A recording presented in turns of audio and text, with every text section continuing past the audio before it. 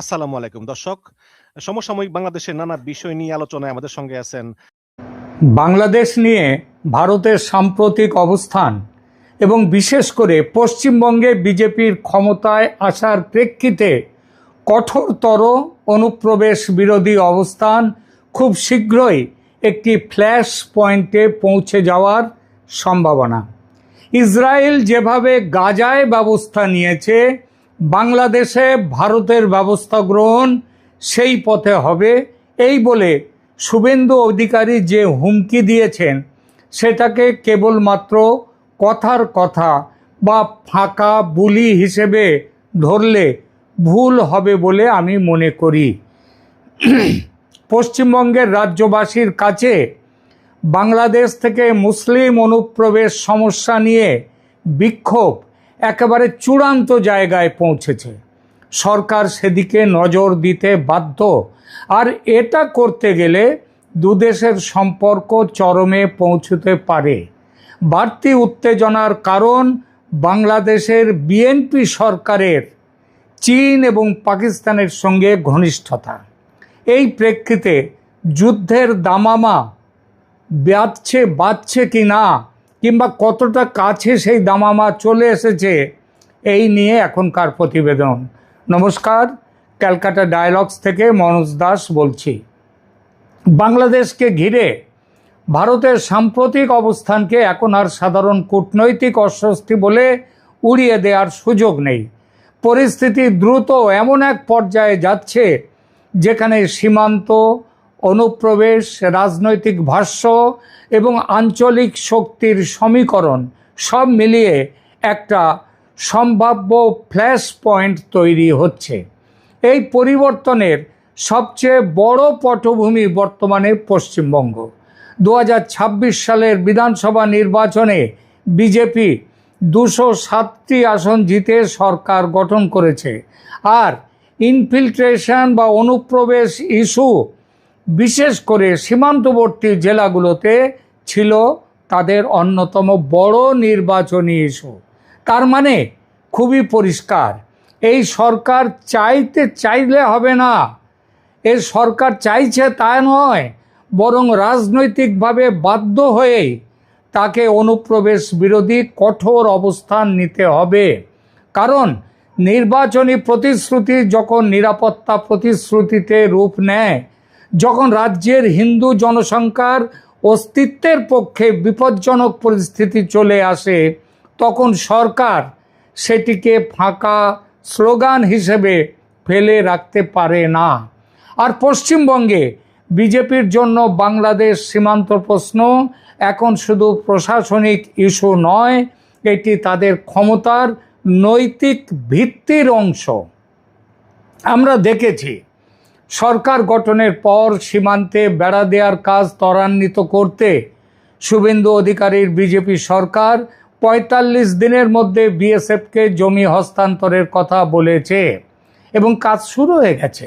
এই একটি সিদ্ধান্তই বলে দেয় যে নতুন সরকার সীমান্ত প্রশ্নকে নীতিগত অগ্রাধিকার হিসেবে দেখছে এবং বাংলাদেশ সীমান্তকে তারা এখন নিরাপত্তা রাজনীতির কেন্দ্রীয় একটা অক্ষ বানাতে চাইছে।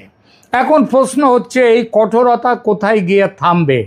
ভারতের পররাষ্ট্র মন্ত্রণালয় 7ই মের ব্রিফিংয়ে বলেছে তাদের দৃষ্টিতে অবৈধ বাংলাদেশিদের ফেরত পাঠানোর বিষয়টি ইল্লিগাল বাংলাদেশিজ রিপ্যাট্রিয়েশনের প্রশ্ন। কোনো শরণার্থী যা ওই বাংলাদেশের সংসদে ওই তাদের আক্তার হোসেন পচাডিম যে কথাটা বলেছিলেন সেটা নয়।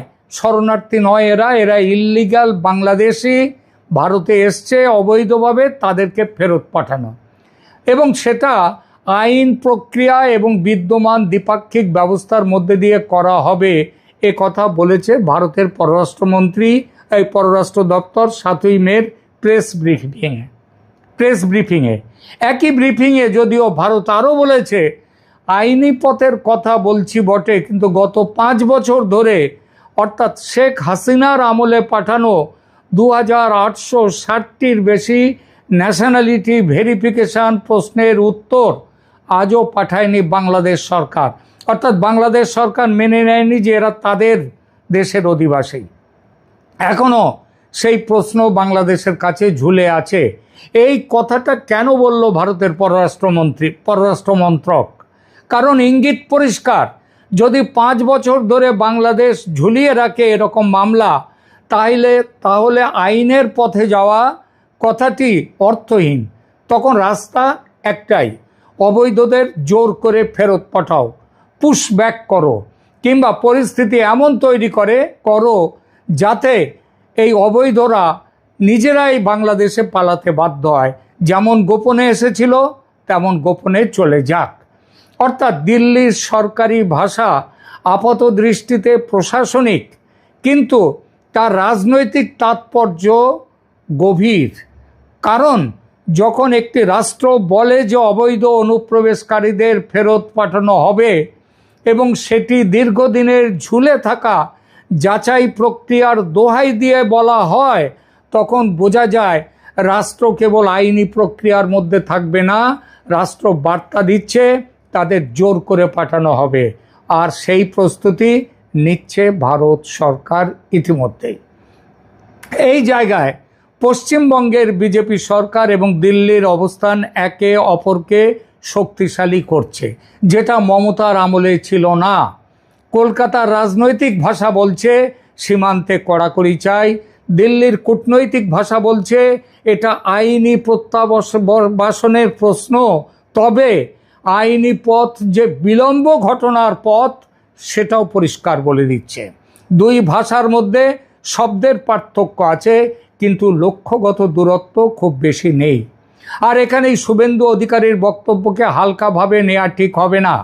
একটি প্রতিবেদনে বলা হয়েছে তিনি বাংলাদেশকে গাজায় ইসরায়েল যেভাবে শিক্ষা দিয়েছে সেরকম শিক্ষা দেওয়ার মতো ভাষা ব্যবহার করেছেন। এই ধরনের বক্তব্যকে অনেকে হয়তো অতিরঞ্জিত রাজনৈতিক নাটক বলবেন, কিন্তু বাস্তবতা হলো এটি সীমান্ত রাজনীতিকে অবশ্যম্ভাবী সামরিক হস্তক্ষেপের দিকে ঠেলে দিচ্ছে।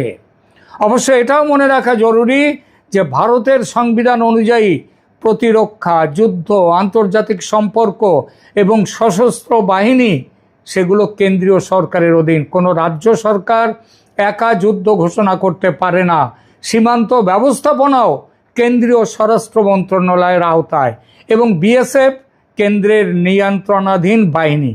সুতরাং শুভেন্দুর ভাষা সরাসরি যুদ্ধ পরিকল্পনা নয়, কিন্তু সেটা কেন্দ্রীয় সরকারকে হার্ড লাইনে ঠেলে দিতে যথেষ্ট। এবং যুদ্ধ সদৃশ মনস্তত্ত্ব গঠনের রাজনৈতিক ভাষা তৈরি করে যে দিচ্ছে শুভেন্দুর এ কথা বলাই যায়। এবং অনেক সময় ইতিহাসে সবচেয়ে বিপজ্জনক মোড়টি কিন্তু এখানেই তৈরি হয়, এভাবেই তৈরি হয়। যুদ্ধ শুরু হওয়ার অনেক আগে জনমনে যুদ্ধের মানসিকতা তৈরি হয়। প্রতিবেশী রাষ্ট্রকে নিরাপত্তা ঝুঁকি হিসেবে প্রতিষ্ঠা করা হয়। আর সেই প্রতিষ্ঠার মধ্যে বাস্তবতা থাকলে তো কথাই নেই, তাহলে তো সোনায় সোহাগা। মানুষের ভেতরে এই ধারণা ঢোকানো হয় যে কঠোরতা ছাড়া আর কোনো পথ খোলা নেই। পশ্চিমবঙ্গের বর্তমান রাজনৈতিক আবহে বাংলাদেশকে ঘিরে ঠিক এই মনস্তাত্ত্বিক প্রস্তুতির উপাদানগুলো একে একে জমা হচ্ছে। আর বাংলাদেশের এক বড় রাজনৈতিক শ্রেণীর মানুষের তীব্র ভারত বিরোধী ও হিন্দু বিরোধী হুঙ্কার এবং বিএনপি সরকারের সেই হুঙ্কারে মৌন মদত দেয়া, এই ব্যাপারে ভারতের জনমনকে আরও বিদ্বেষপূর্ণ করে তুলছে বাংলাদেশের প্রতি। তবে এখানে একটি সতর্কতা দরকার। পশ্চিমবঙ্গের সব মানুষ যুদ্ধ চায় বা সবাই বাংলাদেশকে শিক্ষা দিতে প্রস্তুত, এভাবে বললে বিশ্লেষণ দুর্বল হয়ে যায়। তবে বলা যায় অন্তত এই নির্বাচনে বিজেপির এই দাবির সপক্ষে পশ্চিমবঙ্গের মানুষ যেভাবে বিজেপির পাশে এসে দাঁড়িয়েছে, তাতে বলা যায় অধিকাংশ মানুষ পশ্চিমবঙ্গের তারা বাংলাদেশকে শিক্ষা দিতে প্রস্তুত, যুদ্ধের জন্য প্রস্তুত। যদিও এই বিশ্লেষণ দুর্বল, তবু সঠিক কথা হলো অনুপ্রবেশ প্রশ্নে পশ্চিমবঙ্গের এবং ভারতের উদ্বেগ, ক্ষোভ ও পরিচয় ভিত্তিক রাজনীতি, অর্থাৎ ধর্মীয় পরিচয় ভিত্তিক রাজনীতি, এই তিনটিকে বিজেপি সফলভাবে বড়সড় একটা জন ইস্যুতে পরিণত করেছে। বিশেষ করে সীমান্ত ঘেঁষা আসনগুলোতে তো বটেই। এই রাজনৈতিক আবহই সরকারকে আরও কঠোর লাইনে যেতে উৎসাহিত করছে। বাংলাদেশের জন্য ঝুঁকি আরও বাড়ে যখন সীমান্ত প্রশ্নের সঙ্গে মতাদর্শগত উত্তেজনা যুক্ত হয়।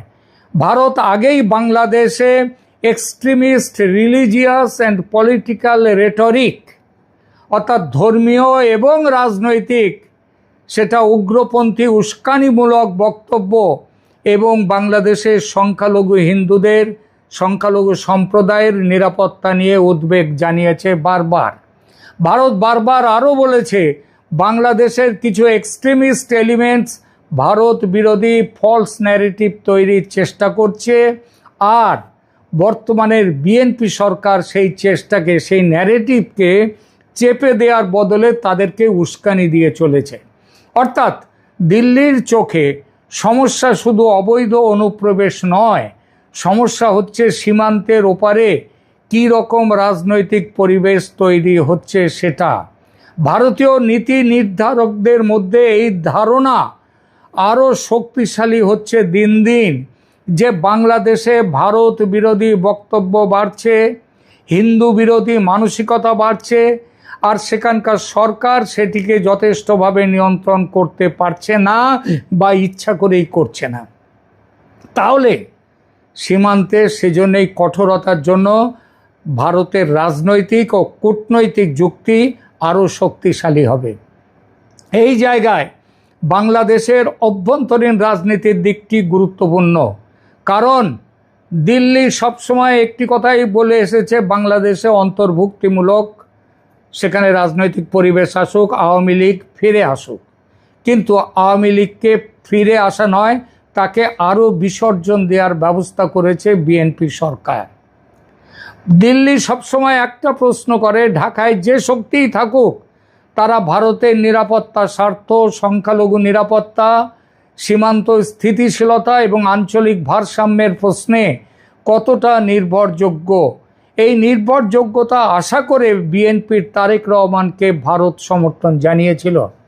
কিন্তু এখন যখন সেই নির্ভরযোগ্যতা নিয়ে সন্দেহ বাড়ছে, তখন সীমান্ত ইস্যু খুব দ্রুত বৃহত্তর ভূ রাজনৈতিক অবিশ্বাসে রূপ নিতে শুরু করে দিয়েছে। আর সেখানেই চীন ও পাকিস্তান প্রসঙ্গ আবার আলাদাভাবে সামনে আসে। আমি এটাকে চীন পাকিস্তান বাংলাদেশের জোট হিসেবে বলছি না, কিন্তু ভারতীয় কৌশলগত দৃষ্টিতে যদি বাংলাদেশকে এমন এক রাষ্ট্র হিসেবে দেখা শুরু হয় যে বেজিং আর ইসলামাবাদের সঙ্গে ঘনিষ্ঠ ভারসাম্য খুঁজছে, একই সঙ্গে দেশীয় পর্যায়ে ভারত বিরোধী আবহ নিয়ন্ত্রণ করতে পারছে না সেখানকার বাংলাদেশের সরকার, তাহলে দিল্লি বাংলাদেশকে কেবল প্রতিবেশী হিসেবে নয়, সম্ভাব্য কৌশলগত ঝুঁকি হিসেবে, এমনকি শত্রু হিসেবে দেখতে শুরু করবে, আর সেটা ইতিমধ্যে শুরু হয়ে গেছে। অনুপ্রবেশ প্রশ্ন আর একক ইমিগ্রেশন ইস্যু থাকবে না, সেটা তখন হবে জাতীয় নিরাপত্তা, সীমান্ত নিরাপত্তা এবং আঞ্চলিক প্রবাহের সম্মিলিত ফ্রেমে ঢুকে যাবে। এই কারণেই আমি বলবো, সামনে সবচেয়ে বড় আশঙ্কা আগামীকাল যুদ্ধ হবে এমনটা নয়, যুদ্ধ কালকেই শুরু হবে এমনটা নয়, বরং পরিস্থিতি কিন্তু যুদ্ধের দিকে ক্রমশই ঠেলে দিচ্ছে ভারতকে।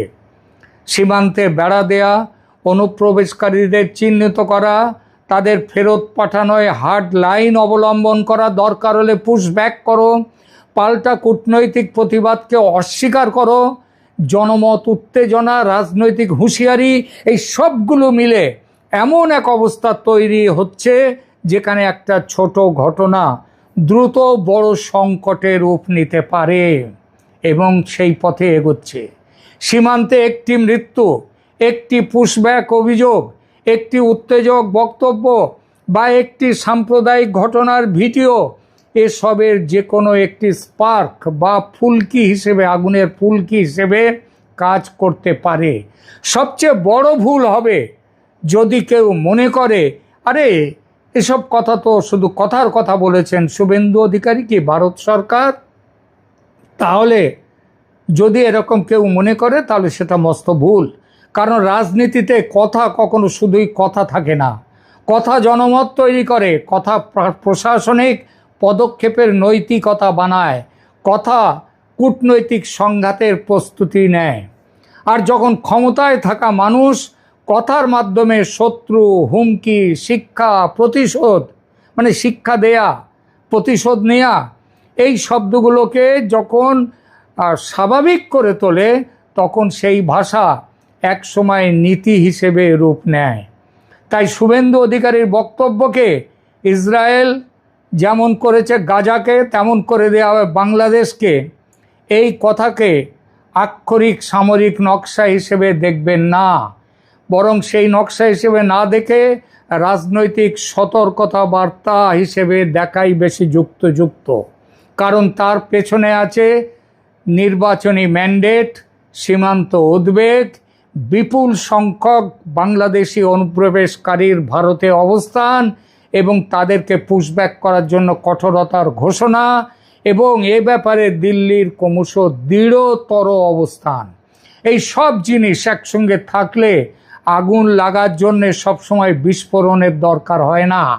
অনেক সময় যথেষ্ট হয় শুধু একটি স্ফুলিঙ্গ, আর সেই আগুনের স্ফুলিঙ্গ বা ফুলকি কিন্তু উঠতে শুরু করেছে ভারত বাংলাদেশের মধ্যে। শুধু সেই স্ফুলিঙ্গটা বারুদের স্তূপে গিয়ে পড়ার অপেক্ষা মাত্র, তারপরেই বিস্ফোরণ ঘটবে। আমার মূল্যায়ন তাই খুব স্পষ্ট, বাংলাদেশ ভারত সম্পর্ক এখন এমন এক সন্ধিক্ষণে দাঁড়িয়ে আছে যেখানে সীমান্ত রাজনীতি, পরিচয়, ধর্মীয় পরিচয় রাজনীতি এবং ভূ রাজনীতি একে অপরকে খাওয়াচ্ছে। পশ্চিমবঙ্গে বিজেপি সরকারের কঠোর অনুপ্রবেশ বিরোধী অবস্থান, বাংলাদেশে ভারত বিরোধী উগ্র বক্তব্যের প্রসার এবং পারস্পরিক সন্দেহ, এই তিনটি যখন একসঙ্গেই বাড়ছে তখন ফ্ল্যাশ পয়েন্ট তৈরি হওয়া সময়ের ব্যাপার মাত্র। আর সেই ফ্ল্যাশ পয়েন্ট তৈরি হলে তা শুধু সীমান্তে উত্তেজনা নয়, দুই দেশের সম্পর্ককে যুদ্ধের দিকে ঠেলে দেবেই। তবে সেটা কালকেই যে হবে তা নয়, তবে দূরেও নয়, এগিয়ে আসছে, দ্রুত এগিয়ে আসছে। সাবধান হওয়ার দিন কিন্তু এসে গেছে। ধন্যবাদ।